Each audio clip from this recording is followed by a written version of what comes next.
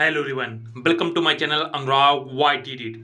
आज की क्लास में भारतीय प्रागैतिहासिक चित्रकला से रिलेटेड जितने भी महत्वपूर्ण पॉइंट्स हैं उन सबको यहाँ पे आज कवर करेंगे। इससे पहले की क्लास में हमने सिंधु घाटी सभ्यता को पूर्णतः कंप्लीट करवा दिया गया है, जिसे जाकर आप देख सकते हैं चैप्टर 1 जो है आपका कंप्लीट हो चुका है। ये आपका चैप्टर 2 है भारतीय प्रागैतिहासिक चित्रकला, जिसके अंतर्गत यहाँ पे मध्य प्रदेश, उत्तर प्रदेश, बिहार, छत्तीसगढ़, राजस्थान, उड़ीसा, केरल, आंध्र प्रदेश, तमिलनाडु आदि स्थानों पर पाए जाने वाले भारतीय प्रागैतिहासिक युग के पसाड़ चित्रों के जो प्रमुख केंद्र हैं उनको यहाँ पे कवर करेंगे।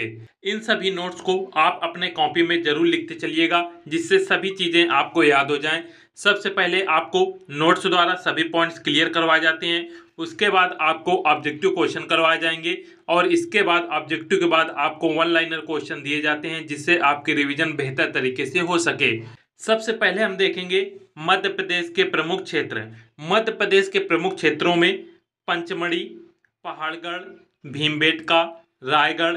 रायगढ़ वर्तमान में छत्तीसगढ़ में पड़ता है, किंतु पहले रायगढ़ मध्य प्रदेश में पड़ता था। मंदसौर, होशंगाबाद, आदमगढ़, भोपाल, ग्वालियर, रायसेन आदि क्षेत्रों के प्रागैतिहासिक चित्र यहाँ से प्राप्त हुए हैं। तो आज की क्लास में मध्य प्रदेश के ये जितने भी क्षेत्र हैं इनसे जो हमें चित्र प्राप्त हुए हैं और इनके बारे में विस्तृत जानकारी आज हम पढ़ेंगे। तो सबसे पहले आप हेडिंग डालिएगा पंचमढ़ी। पंचमढ़ी बहुत ही इंपॉर्टेंट है और आपकी परीक्षा में पंचमढ़ी से बहुत ही बार प्रश्न पूछे गए हैं। पंचमढ़ी की गुफाएं महादेव पर्वत श्रृंखला में स्थित हैं। पंचमढ़ी की खोज सर्वप्रथम डॉक्टर जी.आर. हंटर ने 1932 ईस्वी में किया था। पंचमढ़ी के चित्रों को प्रकाश में लाने का श्रेय डी.एच. गार्डन ने 1936 में किया था। प्रकाश में लाने का श्रेय डी.एच. गार्डन को जाता है और इन्होंने इसको प्रकाश में 1936 ईस्वी में ये सामने आया था। तथा पंचमढ़ी के चित्रों को स्पेन की अल्तामीरा के समकक्ष माना जाता है। पंचमढ़ी में कुल 50 गुफाएं स्थित हैं। पंचमढ़ी के चित्र घरेलू एवं सामाजिक जीवन से संबंधित हैं। पंचमढ़ी के प्रमुख चित्रों में आखेट के लिए प्रस्थान करते ये एक प्रमुख है जो चित्र यहाँ से प्राप्त हुआ है। शहद एकत्रित करते लोग, घुड़सवार योद्धा, वाद्य यंत्रों को बजाते वादक और शस्त्रधारी सैनिक, ये पंचमढ़ी से चित्र प्राप्त हुए हैं। एक बार इसको अच्छे से देख लीजिएगा कि पंचमढ़ी की खोज डॉक्टर जी.आर. हंटर ने 1932 ईस्वी में किया था, किंतु पंचमढ़ी के ये चित्रों को प्रकाश में लाने का जो श्रेय था वो डी.एच. गार्डन ने 1936 ईस्वी में ये सामने आए थे, जो भी यहाँ के जितने भी चित्र हमें प्राप्त हुए थे। तथा पंचमढ़ी के चित्रों को स्पेन के अल्तामीरा के समकक्ष माना जाता है, अर्थात जो स्पेन की अल्तामीरा है उसके बराबर ही पंचमढ़ी के चित्रों को कहा जाता है। तो बहुत ही इंपॉर्टेंट पॉइंट है कि स्पेन की अल्तामीरा के समकक्ष किसके चित्रों को माना जाता है, तो याद रखिएगा पंचमढ़ी के चित्रों को माना जाता है। नेक्स्ट है कि पंचमढ़ी में कुल टोटल 50 गुफाएं हैं, ये भी आपको याद रखिएगा। पंचमढ़ी के जो चित्र हैं इसमें घरेलू एवं सामाजिक जीवन से ये संबंधित हैं।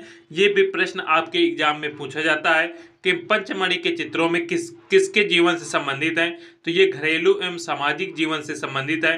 तथा पंचमढ़ी के प्रमुख चित्र में आखेट के लिए प्रस्थान करते लोग, शहद एकत्रित करते हुए लोग, घुड़सवार योद्धा, वाद्य यंत्रों को बजाते वादक और शस्त्रधारी सैनिक, ये कुछ प्रमुख पंचमढ़ी से हमें प्रमुख चित्र प्राप्त हुए हैं। तथा पंचमढ़ी गुफाएं महादेव पर्वत श्रृंखला में स्थित हैं। ये सभी पॉइंट्स आप अपनी कॉपी में नोट कर लीजिएगा।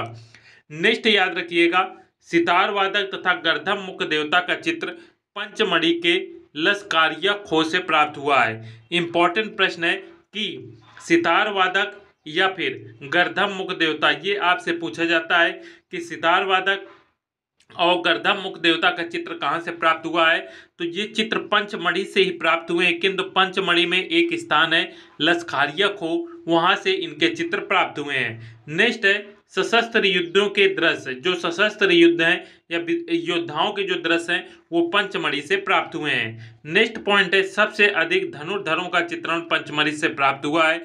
जैसा कि आपको ज्ञात ही है कि पंचमढ़ी से सशस्त्र युद्धों के जो दृश्य प्राप्त हुए हैं उसमें सबसे ज्यादा धनुर्धारी का चित्रांकन पंचमढ़ी में हुआ है, अर्थात सबसे ज्यादा तीर चलाने वाले जो योद्धा थे उनके चित्र हमें पंचमढ़ी से प्राप्त हुए हैं। नेक्स्ट पॉइंट है महादेव पर्वत श्रृंखला में स्थित इमली खोह से सांभर का आखेट का दृश्य मिला है।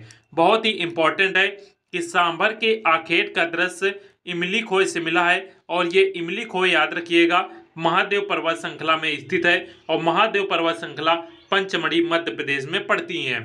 नेक्स्ट है पंचमढ़ी के भाडादेव गुफा की छत पर शेर के आखेट का दृश्य मिला है तथा महादेव बाजार गुफा में विशालकाय बकरी का चित्र प्राप्त हुआ है। इंपॉर्टेंट दोनों पॉइंट हैं कि भांडादेव गुफा की जो छत है वो इसकी छत पे हमें शेर के आखेट का दृश्य बना हुआ है, अर्थात शेर का शिकार करते हुए जो दृश्य है वो भांडादेव गुफा में बने हुए हैं और भांडादेव गुफा पंचमढ़ी में पड़ता है तथा विशालकाय बकरी का जो चित्र है वो महादेव बाजार गुफा से हमें प्राप्त हुआ है। तो ये सभी पॉइंट आपको याद रखिएगा कि सितार वादक तथा गर्दभ मुख देवता का चित्र पंचमढ़ी के लस्कारिया खोह से प्राप्त हुआ है तथा सशस्त्र युद्धों का जो दृश्य है वो पंचमढ़ी से प्राप्त हुआ है। सबसे अधिक धनुर्धरों का चित्रण का अर्थात तीर चलाने वाले योद्धाओं का जो चित्रण है वो हमें पंचमढ़ी से प्राप्त हुआ है। महादेव पर्वत श्रृंखला में स्थित एक स्थान है इमली खोह से सांभर के आखेट का दृश्य मिला है। नेक्स्ट पॉइंट है पंचमढ़ी के भांडादेव गुफा की छत पर शेर के आखेट का दृश्य प्राप्त हुआ है। नेक्स्ट पॉइंट याद रखिएगा महादेव बाजार गुफा में हमें विशालकाय बकरी का चित्र प्राप्त हुआ है। नेक्स्ट पॉइंट है पंचमढ़ी के प्रागैतिहासिक चित्रों को पुतरी कहा जाता था। पंचमढ़ी के जो प्रागैतिहासिक हमें चित्र प्राप्त हुए हैं उन्हें याद रखिएगा पुतरी कहा जाता है। इंपॉर्टेंट प्रश्न है। नेक्स्ट पॉइंट है पंचमढ़ी की अन्य गुफाएं जहां पर चित्रित शिलाश्रय प्राप्त हुए हैं वो है लस्कारिया खोह, नींबू भोज और बनिया बेरी। यहाँ से हमें शिलाश्रय प्राप्त हुए हैं। शिलाश्रय का अर्थ होता है पत्थरों में बने हुए चित्र। नेक्स्ट पॉइंट है पंचमढ़ी में चित्र प्रायः 3 श्रेणियों के दिखाई देते थे। पंचमढ़ी में जो चित्र प्राप्त हुए हैं वो 3 श्रेणियों में दिखाई देते थे, जिसमें पहले स्तर के जो चित्र थे ये तख्तीनुमा व डमरूनुमा मानव कृतियों को बनाया गया है जिनके शारीरिक गठन को लहरदार रेखाओं द्वारा दर्शाया गया है। अर्थात जो पहले स्तर के चित्र हमें पंचमढ़ी से प्राप्त होते हैं वो तख्तीनुमा और डमरूनुमा मानव कृतियों को बनाया गया है इसमें, जिनमें शारीरिक गठन को लहरदार इस प्रकार से रेखाओं से दर्शाया गया है। मान लीजिए ये कोई चित्र इस प्रकार से बना हुआ है तो इन्हें इस प्रकार से मानव को इस प्रकार से दर्शाया गया है। नेक्स्ट पॉइंट है कि जो दूसरे स्तर के चित्र हमें प्राप्त हुए हैं इसमें केवल अहरिया अर्थात शिकारी रूप में अभ्यंजित हैं, अर्थात जो भी शिकारी हैं वो यहाँ पे दूसरे स्तर के चित्रों में केवल शिकारियों का चित्र अंकित है और इन शिकारियों को अहरिया कहा जाता था। और तीसरे स्तर के जो चित्र प्राप्त हुए हैं इसमें कुछ स्वाभाविक जान पड़ते हैं। इस स्तर के चित्र आम घरेलू जीवन तथा सामाजिक जीवन से संबंधित हैं, अर्थात तीसरे स्तर के जो चित्र हैं वो घरेलू जीवन और सामाजिक जीवन से संबंधित हैं। और याद रखिएगा कांटेदार शाही का जो चित्र है ये जम्बू द्वीप से प्राप्त हुआ है। बहुत ही इंपॉर्टेंट प्रश्न है कि कांटेदार शाही का चित्र कहाँ से प्राप्त हुआ है, तो कांटेदार शाही का चित्र जम्बू द्वीप से प्राप्त हुआ है तथा नृत्य वादन करते हुए 2 मनुष्यों का चित्र जम्बू द्वीप गुफा से प्राप्त हुआ है। इंपॉर्टेंट है, ये दोनों बहुत ही बार एग्जाम में पूछे गए हैं कि कांटेदार शाही और नृत्य वादन करते हुए 2 मनुष्यों के चित्र कहाँ से प्राप्त हुए हैं, तो ये चित्र जम्बू द्वीप से प्राप्त हुए हैं। एक बार दोबारा इन्हें देख लीजिएगा कि पंचमढ़ी के जो प्रागैतिहासिक चित्र थे उनको पुतरी कहा जाता था तथा पंचमढ़ी की अन्य गुफाएं थी जिनमें लस्कारिया खोह, नींबू भोज और बनिया बेरी थी तथा पंचमढ़ी में जो चित्र प्राप्त हुए हैं वो 3 श्रेणियों में दिखाई देते हैं, अर्थात 3 श्रेणियों में चित्र बटे हुए थे। पहले स्तर के जो चित्र थे वो तख्तीनुमा व डमरूनुमा मानव कृतियों को इसमें दर्शाया गया है तथा मानव कृतियां थी अर्थात मनुष्य के जो चित्र अंकन थे उसमें शारीरिक गठन को लहरदार रेखाओं से दर्शाया गया है। हाथों के निर्माण के लिए इस प्रकार से लहरदार केवल यहाँ पे इस प्रकार से रेखाओं को यहाँ पे अंकन किया गया है। और दूसरे स्तर के चित्र में अहरिया अर्थात शिकारी को दर्शाया गया है और तीसरे स्तर के चित्रों में घरेलू जीवन व सामाजिक जीवन से संबंधित चित्रों को दर्शाया गया है तथा कांटेदार शाही और नृत्य वादन करते हुए दो मनुष्यों के चित्र जम्बू द्वीप गुफा से प्राप्त हुए हैं। यहाँ पे आप देख सकते हैं शहद एकत्रित करते हुए आदिमानव जो हैं उनका चित्र कुछ इस प्रकार से बना हुआ है। शहद एकत्रित करते हुए आदिमानव, यहाँ पे देखेंगे ये एक पहला आदिमानव का चित्र बना हुआ है, ये दूसरा आदिमानव का चित्र बना हुआ है तथा ये चित्र आप देखेंगे ये शहद या छत्ता का चित्र यहाँ पे दर्शाया गया है। और यहाँ पे देखेंगे ये जो आदिमानव है ये देखिए शहद को इस प्रकार से एक जो कोई चीज लिए हुए हैं और उसमें शहद को यहाँ पे एकत्रित कर रहे हैं। तो ये जो चित्र है इस प्रकार से जो चित्र अंकन मिला है हमें, ये शहद एकत्रित करते हुए आदिमानव का चित्र मिला है। तथा दूसरा यहाँ पे चित्र आप देखेंगे तो ये नृत्य वादन करते हुए दो मनुष्यों का चित्र मिला है जो जम्बू द्वीप से प्राप्त हुआ है। यहाँ पे आपने ये देखा था कि नृत्य वादन करते हुए दो मनुष्यों का चित्र कहाँ से मिला, तो नृत्य वादन करते हुए दो मनुष्यों का जो चित्र था वो जम्बू द्वीप गुफा से प्राप्त हुआ है। और इसमें आप चित्र देख सकते हैं, ये एक मनुष्य का चित्र इस प्रकार से दर्शाया गया है और ये एक महिला का चित्र दर्शाया गया है और ये चित्र हमें जम्बू द्वीप गुफा से मिला है और जम्बू द्वीप गुफा ये पंचमढ़ी मध्य प्रदेश में पड़ता है। तो ये चित्र है जो इस प्रकार से दर्शाए गए हैं। तथा पंचमढ़ी से रिलेटेड और कुछ पॉइंट आपको याद रखना है। पंचमढ़ी क्षेत्र में एक उत्कृष्ट चित्र परिवार के मध्य तंतुवादन का प्राप्त हुआ है। परिवार के मध्य तंतुवादन का जो चित्र है वो पंचमढ़ी से प्राप्त हुआ है तथा पंचमढ़ी क्षेत्र से कुछ वानर कीड़ा के सुंदर दृश्य प्राप्त हुए हैं, अर्थात बंदरों के साथ कीड़ा करते हुए जो चित्र हैं वो पंचमढ़ी से प्राप्त हुए हैं। नेक्स्ट पॉइंट याद रखिएगा, बनिया बेरी क्षेत्र पंचमढ़ी से सफेद पूरक शैली में बना एक चित्र मिला है जिसमें वानर समूह के साथ मधुमक्खियों का छत्ता बनाया गया है। तो याद रखिएगा बनिया बेरी क्षेत्र से हमें सफेद पूरक शैली में बना हुआ एक चित्र प्राप्त हुआ है जिसमें वानर के साथ मधुमक्खी के छत्ता को दर्शाया गया है।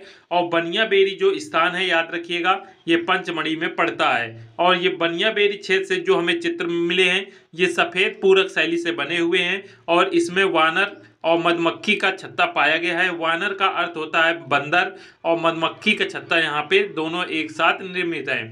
नेक्स्ट पॉइंट है पंचमढ़ी क्षेत्र के मोंटे रोजा से शहद इकट्ठा करते हुए मनुष्य का चित्र तथा पारिवारिक जीवन का चित्रण किया गया है। तो शहद इकट्ठा करते हुए मनुष्य का चित्र हमें मोंटे रोजा से प्राप्त हुआ है जो कि पंचमढ़ी क्षेत्र के अंदर आता है।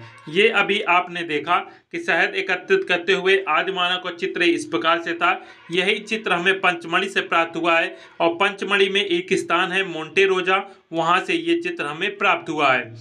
नेक्स्ट पॉइंट यहाँ पे आप देखेंगे स्वास्तिक पूजा का श्रेष्ठ चित्र बनिया बेरी पंचमढ़ी क्षेत्र से प्राप्त हुआ है। तो जो स्वास्तिक पूजा का चित्र है ये बनिया बेरी से प्राप्त हुआ है और बनिया बेरी पंचमढ़ी के अंदर आता है। नेक्स्ट है अश्वारूढ़ तथा महिषारूढ़ सैनिकों के युद्ध के चित्र बोरी गुफा से प्राप्त हुए हैं।